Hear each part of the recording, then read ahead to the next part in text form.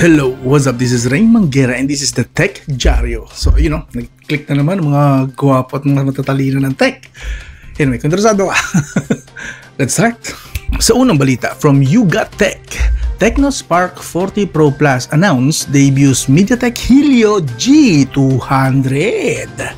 Walang kamatayang G99 ito. Just in case hindi nyo po alam.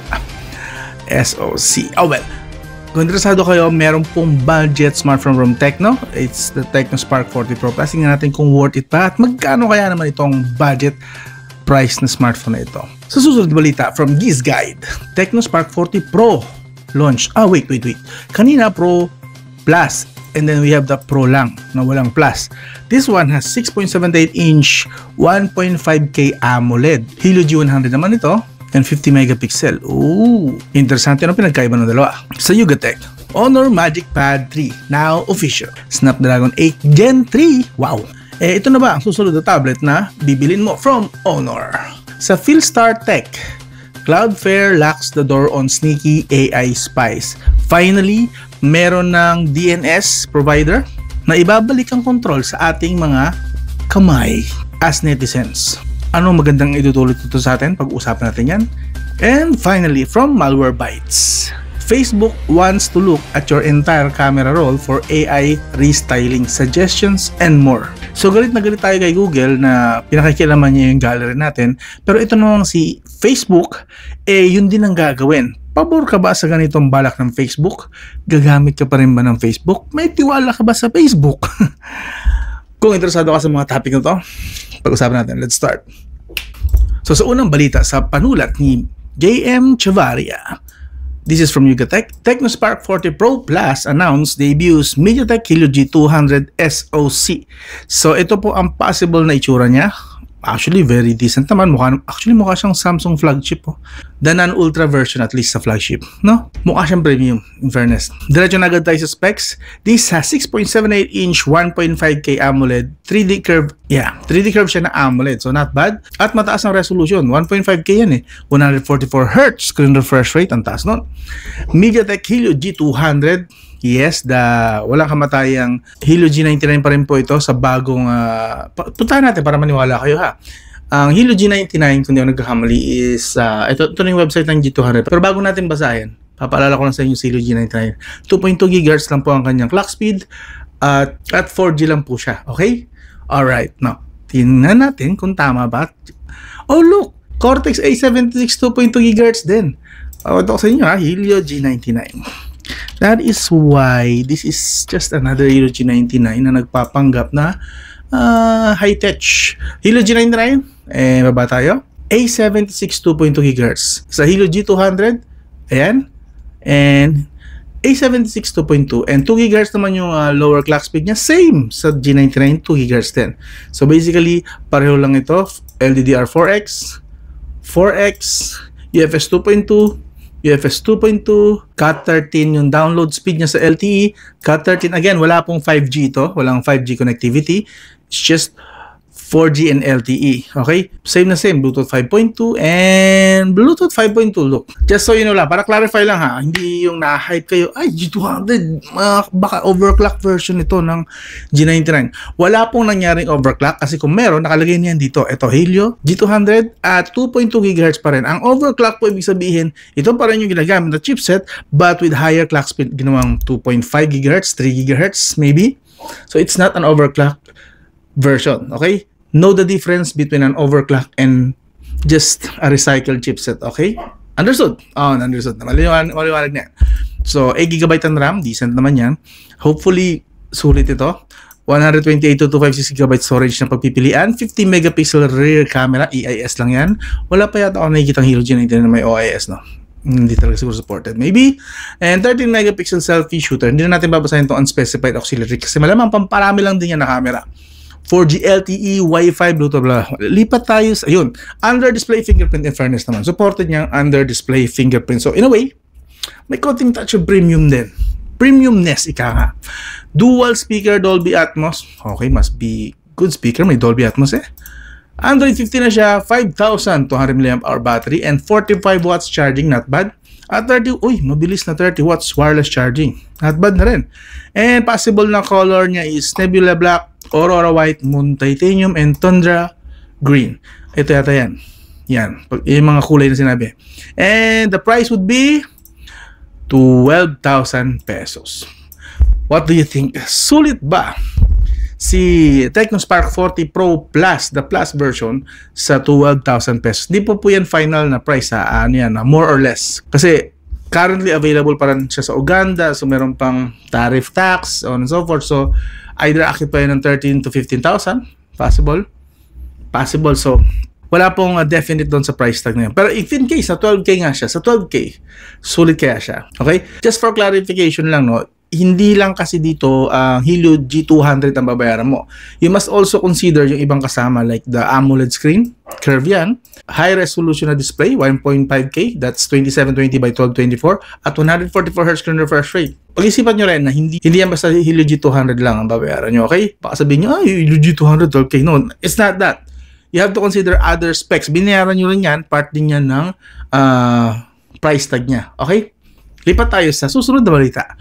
Sa G-Sky, another Tecnospark, this is one walang plus version, the Tecnospark 40 Pro launch 6.78 inch, parang pareho lang din kanina, 1.5K AMOLED, so pareho lang din. The difference is Helio G100 naman siya. Wow, hindi pa ginawang Helio G200 na lang din para uniform. Sa panulat po ito ni Peter Paul. Yup. Ito po ang possible na itsura niya. Again, mukhang Samsung. The middle child from the group. The phone sports. Balik na tayo. Diretso na tayo actually sa specs. Okay. What makes this special? I mean, less special. Same eh. G200. 5,200 mAh din. 45 watts din ang charging. 50 megapixel din ang main shooter. If I'm not mistaken, the same goes with, yeah, 50 megapixel din yung main shooter. How about the front? The front camera doesn't say. Nope, it doesn't say. Ito. Side-mounted kasi yung fingerprint niya. Not under display. While the Spark 40 Pro Plus has under display. Sa display yung fingerprint ng Pro Plus. Ang difference ng 40 Pro non-Plus ay sa side lang. Side-mounted lang yung fingerprint. At dito, DTS lang yung sound.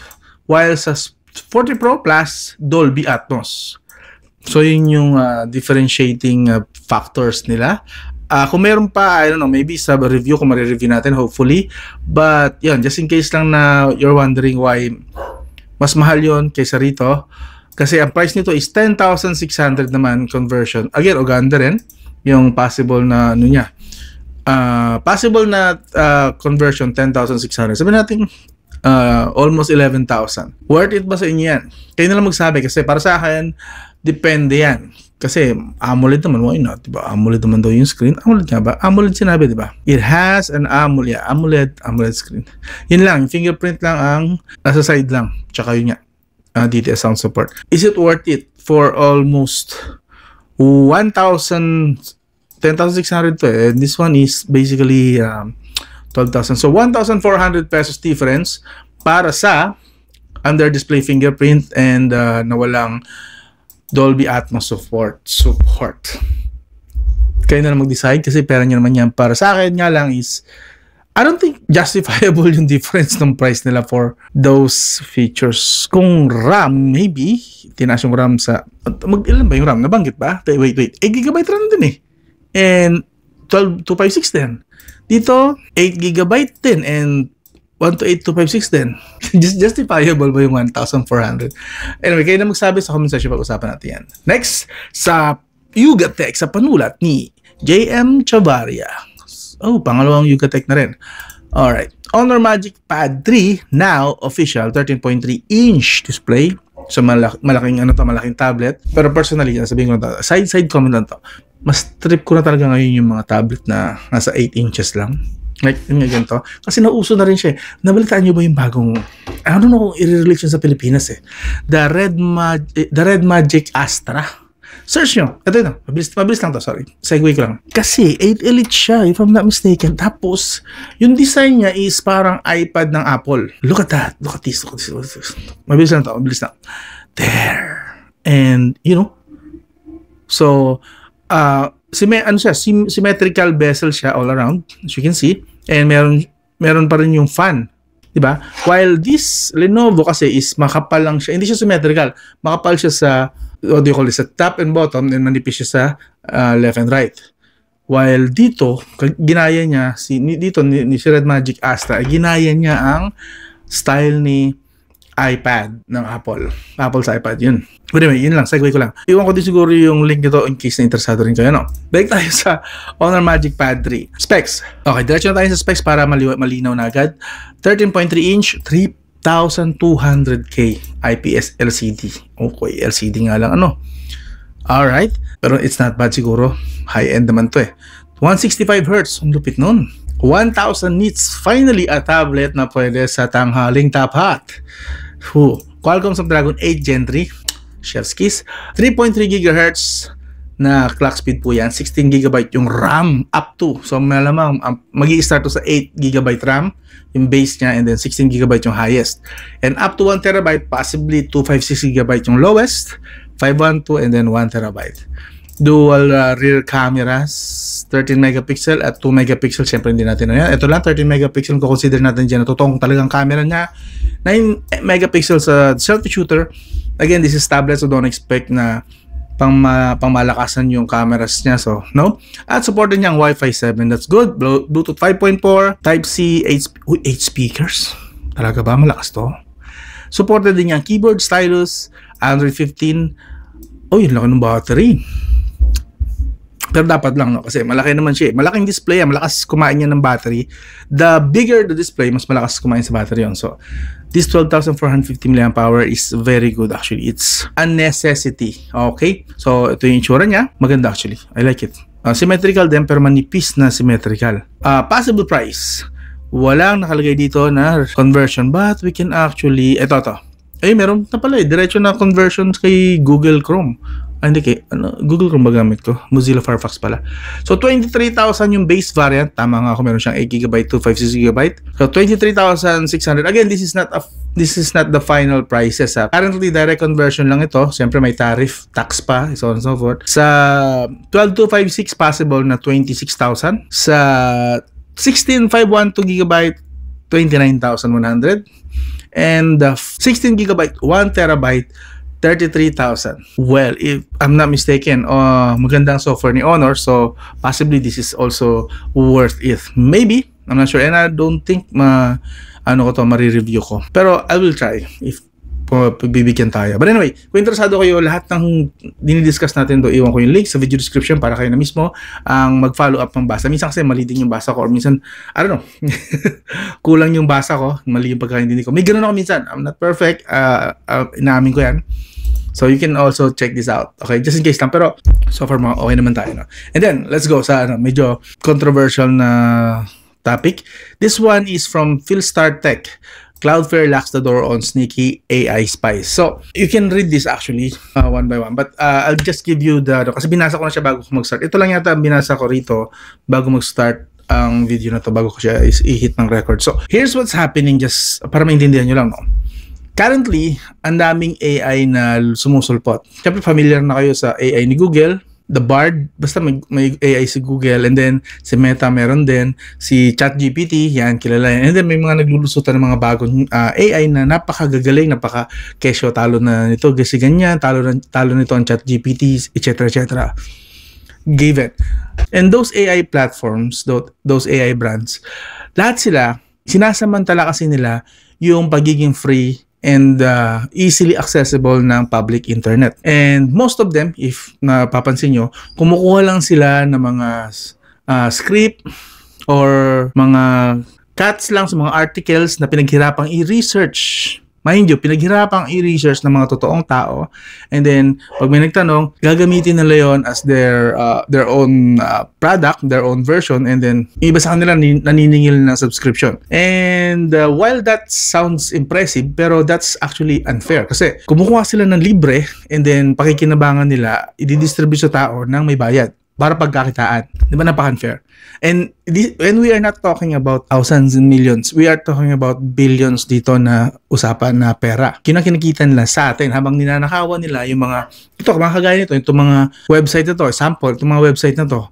Kapag may tinatanong ako, may kinalaman sa TecnoSpark 40 Pro, usually, dati, ire-recommendan tayo ni Google sa website na to and then i-click natin, babasahin natin. But right now, si AI na mangangalap ng laman ng article na yun and then siya na yung mag-explain sa atin. Nakabuod na, which is very convenient, yes, but that also makes the AI more intelligent over time. The more niyang ginagawa, yung paulit-ulit, tumatalino siya na tumatalino and tumataas din ang value ng AI platform na yun. Yung AI, ang tawag doon, library? Basta may tawag sila dyan eh. Kanina ko pa iniisip, hindi ko maalala yung pinaka-tamang word. But, gets yun na siguro yung point ko doon. Yung pinaka-platform ng AI na yun. Now, diretso tayo sa mismong topic. The Cloudflare locks the door on sneaky AI. So, just so you know, Cloudflare is one of the most famous at saka widely used din na DNS. Mas kilala nyo sila sa DNS na 1.1.1.1. Familiar? Ito, bigay sa inyo ha. Ayan, just so you know lang, para ano. Ayan, Cloudflare, and then, lagyan natin DNS, ayan. So ayan o, sila po ang may-ari ng 1111. So, sikat din na alternative ng Google na 8888 at saka 8844. Sila yung 1111. Yan. Widely used din po sila kasi trusted na rin sila ng lahat. And now, nilalak na nila ang doors sa lahat ng mga gumagamit ng services nila ng Cloudflare, yung 111. Nilalak na nila yung door para mas safe at saka hindi na basta-basta nang-harvest ng data, ng information sa public internet and even sa mga smartphone natin. Yes, yung mga pinupost natin sa social media, that's fair game. Para sa mga gustong kumita ng bilyones, kumukuha sila ng libre, nag-harvest sila sa atin ng mga pinupost natin from personal info to these articles, libre nila nakukuha yun. And now, Cloudflare is making a stand na this time, hindi na basta-basta kayo kukuha ng mga data makakapag-harvest. Kailangan yung humingi ng permiso. Like this one, mayroon dito sinabi, they have to ask permission. To ask permission or go somewhere else for data like license sources, like yung mga medical na mga website na kailangan para makukuha mo yung buong diagnosis na services nila, kailangan magbayad, hindi na yung basta-basta. Like, pinagkakitaan din yun ng mga tao yung mga article writers, yan, mga license resources din yan, kanila yun gawa nila, pinaghirapan nila yun, pinagpuyatan lang isulat, yung mga basic lang, mga vlogger lang na simpleng tao na kumikita ng sideline sa mga online articles, yun, partnerships and paywalls, okay? So, while yes, convenient ang ginagawa ng AI, binibigyan tayo ng access na dapat may bayad, but we are also killing other professions, in the making, and hopefully, one of those professions, hindi damay ang professions mo. Ang website ng company na pinagtatrabahuan mo, hopefully hindi na madamay. Kasi pag nadamay sila, naapektuhan in the long run. Hindi man siguro agad-agad ang epekto, pero at some point, mawawalan ka rin ng trabaho. Hindi na kasi kikita yung company, nabawasan ng pagkakakitaan. Maraming trabaho ang aagawin ng AI at maraming mawawalan ng trabaho in the future. And all of that, habang continuous pa rin ang pag-multiply at paglaki ng populasyon. Imagine, nagmumultiply ang population pero pakunti ng pakunti ang trabaho. Hopefully, siguro hindi ka sabi mo, ay, pabor sa akin yun, nakakalibre ako. Yes, of course. Yung panandali yung remedyo, yung yes, nakalibre ako na nakuha ko yung data na yun. Pero in the long run, baka isa ka rin sa mawalan ng trabaho. Hopefully, hindi ka madamay. Tuwan-tuwa ka ngayon. Diba? So, ito yung mga bibigay niya. No? So, what's actually happening? Starting now, any AI crawler, okay, that wants access to Cloudflare protected websites has to identify itself clearly. Hindi na pwede yung bots lang. Kailangan nilang magpakilala. Pwede bang pumasok sa website na to na isa sa mga binabantayan mo? Pwede bang pumasok dito para mangalap or mag-harvest ng information na related sa tinatanong ng isang client namin. Diba? Kailangan na nila mag-identify, pakilala muna. And then respect. Okay? The decades-old do not disturb sign for bots. Okay? Mga against bots ito ng mga crawlers. And avoid sneaky behavior like rotating IPs or pretending to be someone else.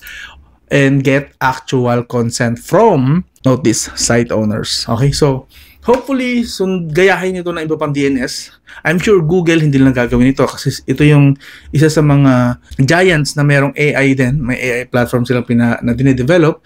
Yung The Bard nga, ginagamit natin sa mga smartphone natin sa Google, sa Android. Yun. So, paano natin ma-avail to? Okay? Paano? Pwede po actually. Punta po kayo sa mga DNS settings ng smartphones nyo. Yes. Punta po kayo sa connectivity. Usually nandun yun. Just in case, ito, mabilis lang to. May biglang tutorial pa, ano. Sa connections, settings yan. Basic settings. And then, hanapin mo lang sa settings ng connections mo yung DNS and ilagay mo doon 1.1.1.1. Word po, word. Ganito. Pakita ko sa inyo. Susulat na lang natin para mabilis. Ito po, isusulat nyo. 1.1.1.1. Yan po ang Cloudflare DNS. Yan po ang gamitin nyo. Naka-built-in po yan na settings. Ilalagay nyo na lang po yan sa inyong mga Android. Mayroon akong tutorial dito paano gumamit ng DNS. But just in case na hindi nyo alam, ito po yun. Hanapin nyo private DNS. That one. Pasok kayo dyan. Nasa settings po yan ng connections ha. And then go dito sa, sulat mo lang dito sa pinakababa. Then, pwede mo na i-type yung gusto mong DNS. At ang mangyayari, ganito i-type natin, 1.1.1. Yan. Yan po ang itsura niyan. Yan po ang spelling. So, hopefully, mabasa nyo. And then, go save that. At least, kahit pa paano, again, I'm sure, ngayon pa lang ito gagawin ni Cloudflare. So, I'm sure hindi pa ito ganun ka comprehensive, hindi pa ito ganun ka effective. Malamang may mga butas pa tong gagawin nilang policy. Itong firewall na gagawin nila, may mga butas pa to. So, let's assume na hindi pa to ganun ka-effective. But at least merong gumagawa na nito. So, I would really recommend na gawin niyo yan yung 1.1.1.1. Recommend ko lang po again, hindi po kayo required na sumunod sa akin. This is just recommendations. And if ayaw nyo na, kung ayaw nyo na, you can always, may mga taong ganito. Kailangan ko pa paliwanag Kung ayaw nyo na nito gamitin, pwede nyo ilipat sa off. Ayun lang po yung off. Pwede nyo i-test to. Okay? Hindi nyo kailangan mag-panic na, ba't wala ako ng internet o bumagal internet ko. No, kung ganon, hindi off. Diba? But anyway, just in case lang, try nyo. Okay, this is just my recommendations. And iwan ko yung link nito just para mabasa nyo rin mismo, kayo mismo makapag-decide sa sarili nyo kung you want this or not. Okay, ako, I want this. I like this actually. I like this idea. And now, dito sa final natin na article. This one from Malwarebytes. Sa panulat ni Danny Bradbury. Facebook wants to look at your entire camera roll for AI. Another, ayan o. Facebook, topic lang natin, no? Facebook wants to look. So, while yung mga tinutukoy ko kaninang AI programs ay sa public internet lang, nagko-crawl lang sila sa mga website, articles, kakalap nila yun, ibibigay yun. Si Facebook naman, sa gallery natin, sa camera roll, sa gallery natin mismo, doon sila magpapakroll ng mga AI nila. So, yung mga mukha natin, at kung meron pa tayong mga sensitive na mga ni-record or sinave sa gallery natin, kitang-kita yan ni Facebook, i-upload yan ni Facebook, at yes, may kopya po niyan sa Facebook. So, kung gusto mo, this is not a joke, this is not a drill. Facebook wants to look, ito mismo, galing yan mismo kay Malwarebytes, ha? Facebook pursuit of your personal data continues apace, and now it has a new target. Photos on your phone that you haven't shared with it yet. So, kung hindi mo ina-upload yun, siyempre, malamang kasi private yun, ayaw mo i-upload. Well, malamang, may kopya na nun si Facebook sa kanilang server. What you can do, okay lang sa'yo. Ewan ko, kung matitis mo, malamang hindi mo gawin to, pero if napaparaning ka, uninstall Facebook. Kasi hanggat yung Facebook na yan ay may access sa yung all allow access, full allow access, ito gagawin niya. So, do you want this or not? I don't know. Iwan ko sa inyo yung decision if you want this kasi medyo, alam ko, mahirap na decision to. I-uninstall ko ba sa Facebook? Paano yung mga post ko? Lalo kung monetize ka sa Facebook, ano? Siguro kailangan mo na isa pang smartphone na walang Facebook app. Gastos. So, this is a problem and a real dilemma para sa mga may tinatago sa gallery nila, ano? May kopya na si Meta. May kopya si Meta ng scandal niyo. Diyos ko. Yung bathing suit mo. Yung nakaprep ka, nalawlaw. So, yun. Pag-isipan nyo lang. Okay? So, I hope naging informative itong video kahit katiting lang. And if nagustuhan nyo yung ganito mga topic natin, nagmamarites lang tayo sa tech community, sa mga related na mga tech topics, smartphones, at kung ano-ano pa ba sa may tech na involved. sana consider nyo mag-subscribe, like, and share. Ang ganun lang, this is Rain Manguera and this is Tech Diario. Open nyo rin yung notification para updated kayo sa mga ganitong balita natin, di ba? I'm out.